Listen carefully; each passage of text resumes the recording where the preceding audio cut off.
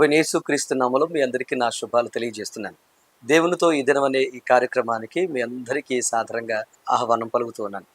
నా ప్రియ సహోదరి సహోదరులారా, గడిచిన దినమంతా దేవుడు మనల్ని కాచి కాపాడి మరొక నూతన దినాన్ని మనకు అనుగ్రహించినందుకు సమస్త మహిమ ఘనత ప్రభువుకే చెలునుగాక.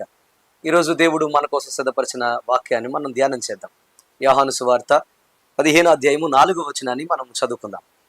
యోహాను సువార్త 15వ అధ్యాయం 4వ వచనం. నా యందు నిలిచి ఉండుడి, మీ యందు నేను నిలిచి ఉందును.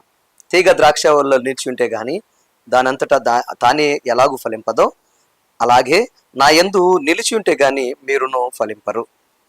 నా ప్రియ సహోదరి సహోదరులారా, ఈరోజు దేవుడు ఈ వాక్యం ద్వారా మనతో మాట్లాడడానికి సిద్ధపడుతూ ఉండగా ప్రతి ఒక్కరు కూడా వాక్యాన్ని జాగ్రత్తగా మీరు వినాలని మీకు మనవి చేస్తున్నాను. ఫలింపు అనేది మనందరి జీవితాల్లో వినే అద్భుతమైన మాట. ప్రతి ఒక్కరూ ఫలభరితంగా ఉండాలని కోరుకుంటారు. నాకు మంచిగా ఉండాలి, శుభంగా ఉండాలంతా, నేను వెళ్ళే ప్రతి పని జరగాలి, నేను చేసే ప్రతి ప్రయత్నం కూడా అద్భుతంగా, దీవెనకరంగా, విజయకరంగా ఉండాలి, నాకు ఏది అడ్డు ఆటంకం ఉండకూడదు, ఒకటి చేస్తే నాకు రెట్టింపు రావాలి, 2 రావాలి, లేదా 1కి 10 రావాలని అందరూ కోరుకుంటారు. ఎందుకంటే ఫలింపు అందరికీ నచ్చుతుంది. ఈ రోజున నా ప్రియ సహోదరి సహోదరుల, ఫలింపు అందరూ కోరుకుంటారు కానీ ఫలించలేకపోతున్నాము అన్నది మాత్రం వాస్తవం. దేవుని యొక్క వాక్యం చెప్తుంది, మీ అందు మీరు ఫలించాలంటే ఎలా బ్రతకాలి అని చెప్తూ దేవుడు ఈరోజు మన యొక్క జీవితంలో ప్రతిదినము ఫలించడం కోసం మనకు ఒక అద్భుతమైన విషయాన్ని తెలియజేస్తున్నారు. నా యందు నిలిచి ఉండండి, నేను మీ యందు నిలిచి ఉంటాను అని చెప్పాడు. యేసు ప్రభువు అంటున్నారు, ఫలింపుకు మూలం ఏంటో చెప్తూ, దానికి కారణం ఏంటో చెప్తూ, నువ్వు ఫలించాలంటే మీరు నాలో, నేను మీలో నిలిచి ఉండాలి, కాన్స్టెంట్గా ఉండాలి అని అన్నారు. ఈరోజు నా ప్రియ సహోదరి సహోదరులారా, ఒక ద్రాక్ష వల్లి తన జీవితంలో అది ఫలించాలి అని అంటే ఆ తీగ ఎలాగైతే ఆ యొక్క ద్రాక్ష వల్లికి కలిసికట్టుగా అంటుకట్టుకొని ఉండాలో, అలాగే మనం ఫలించాలంటే క్రీస్తును అంటుకట్టుకొని లేదా ఆయనలో ఉంటే అప్పుడు మనం ఫలిస్తామని, ఫలింపుకు మూలం ప్రభువైన యేసుక్రీస్తు అని తెలియజేస్తున్నారు. ఈరోజు మన జీవితంలో, మన జీవనంలో, మన జీవన యాగంలో, మన యొక్క ప్రయత్నాల్లో సఫలం మనం పొందుకోవాలి అని అంటే మనము క్రీస్తులో మనము నిలిచి ఉండి ఆయన వారమై మనం బ్రతకగలిగితే మనం ఫలిస్తాం. ఈరోజు 3 విషయాలు ఈ యొక్క వాక్య భాగం నుంచి త్వరగా మీకు గుర్తు చేస్తాను. ఒకటి, క్రీస్తులో ఉండడం అంటే ఏంటో మనం తెలుసుకోవాలి. క్రీస్తులో మనం ఉండడం అంటే ఏంటి, ఆయనలో నిలిచి ఉండడం అంటే ఏంటి అని మాకు అర్థం కావాలి.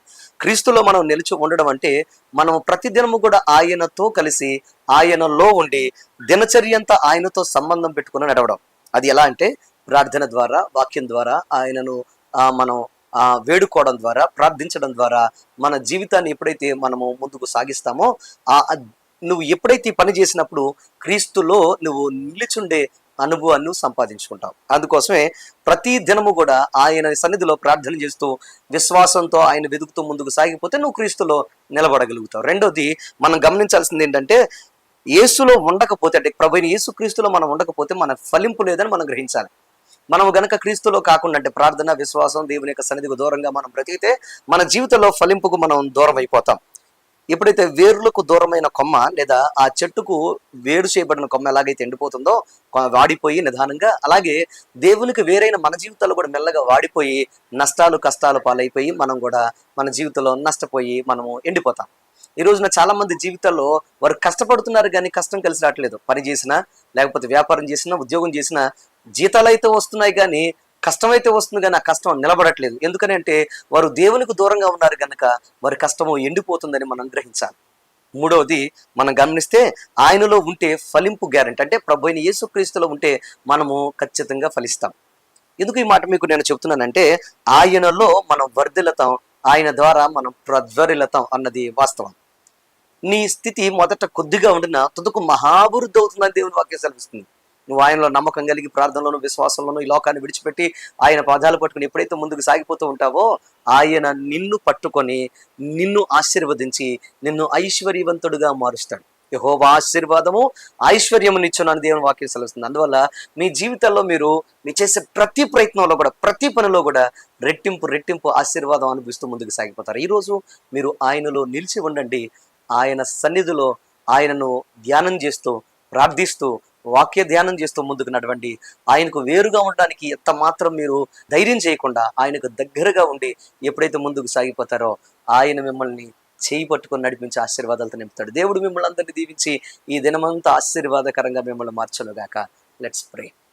మా పరమ తండ్రి నీ కొందనాలు స్తోత్రాలు ప్రభా. ఈరోజు ప్రత్యేకంగా మా అందరితో ఆయన ప్రియ బిడలతో మీరు మాట్లాడినందుకు కొందనాలు స్తోత్రాలు. ఎంతమంది అయితే ఈ వాక్యాన్ని చూస్తున్నారు ఈ దినమందు వారందరికీ కావాల్సిన ఆశీర్వాదం మీరు దయచేయండి. నీ వాక్యం సెలవిస్తున్నట్లుగా ప్రతి ఒక్కరు నీలో నిలిచి ఉండి ప్రభా గొప్ప ఆశీర్వాదాలు పొందుకునే కృపా భాగ్యం దయచేయండి. ఎంత మాత్రం నీకు వేరుగా ఉండి మేము ఎంత మాత్రము విజయం సాధించలేము అయ్యా. నీలో నిలిచి ఉండి నీ నుండి బలమును శక్తిని పొందుకొని అసమర్థులు కూడా సమర్థులు అవుతారని వాక్యం సెలవిస్తుండగా, బలహీనులు బలవంతులు అవుతారని వాక్యం సెలవిస్తూ ఉండగా నిన్ను అంటి పెట్టుకుని నీలో నిలిచుండి అద్భుతమైన బలముతో ముందుకు సాగిపోయే ప్రభు దయచేసి ప్రత్యేకంగా విజయకరమైన జీవితాన్ని ప్రభు ఈ దినమంతా బిడ్డలకు అనుగ్రహించి ప్రతి కీడులు తప్పించమని యేసు నామం అడుగుచున్నాము తండ్రి. ఆమేన్. ఆమేన్. God bless you. దేవుడు మీకు తోడుగా ఉండును గాక. ఆమేన్.